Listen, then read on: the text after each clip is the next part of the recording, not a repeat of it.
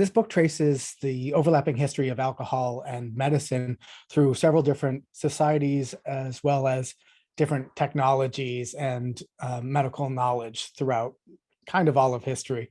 So we start with ancient Egypt and see how beer was used as a menstruum for medicine, as well as for things like washing wounds in combination with spells and things that'll look a lot more like magic than we would use in medicine today.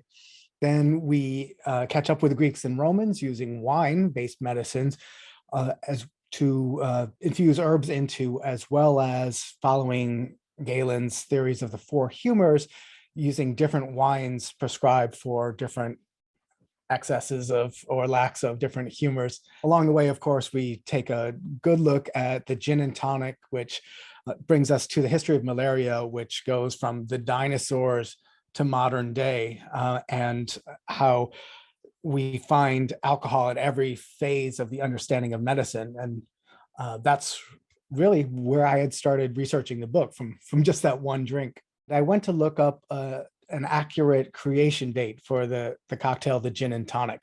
I think most of us know that the tonic water contains quinine, which was used as a preventative and cure for malaria. And that quinine is extracted from cinchona tree bark, which turns out was discovered from the indigenous people of Peru and Bolivia in the 1600s. And I thought I was going to find a better first reference to the cocktail, the gin and tonic, by looking in medical books, because the history of medicine is so much better documented than the history of alcohol and cocktails and who created the first of anything. So I got really into the history of medicine at that point, and I kept running into alcohol at every stage of medicine and medicinal understanding. And though I had known a lot of sort of fun facts about the history of alcohol and medicine together, I thought what might have been missing was a narrative that tracks the two histories together and shows they're really absolutely inseparable throughout history. Alcohol needs medicine to kind of exist, and medicine needs alcohol to work. So one drink that I thought was interesting, mostly I went from alcohol and we build up into a cocktail, but in a few cases, the cocktails themselves were created as medicine, as mixed drinks as medicine. And a surprising example is the old fashioned, which is the original cocktail that was a separate drink from juleps and punches and things like that of its day.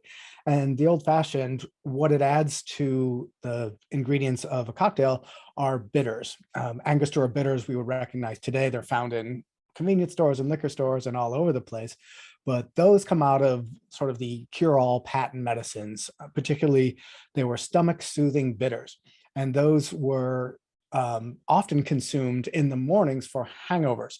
So the old fashioned, which we might think of this, evening drink with a big ice cube, was in fact pre-ice. And so it was served warm at breakfast to help with a hangover. And I can think of nothing less appealing than that format.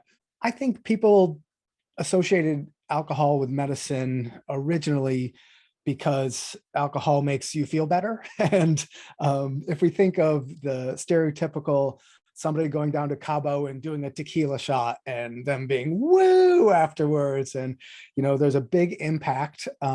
It is a high calorie source of food, we could call it, makes people feel better. And so I think in the context of when distilled spirits specifically were created, that was the conclusion that everyone reached. This is the best medicine. We did it, fam. We created the best medicine of all time.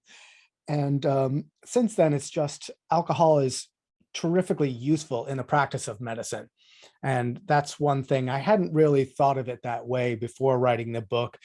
Now we just think of it as it's great as an antimicrobial, and that it is great for absorbing the active medicinal qualities of botanicals, and still used in herbal medicine today. It's like step one, get yourself some distilled spirit. And now step two is put something into it to extract those qualities.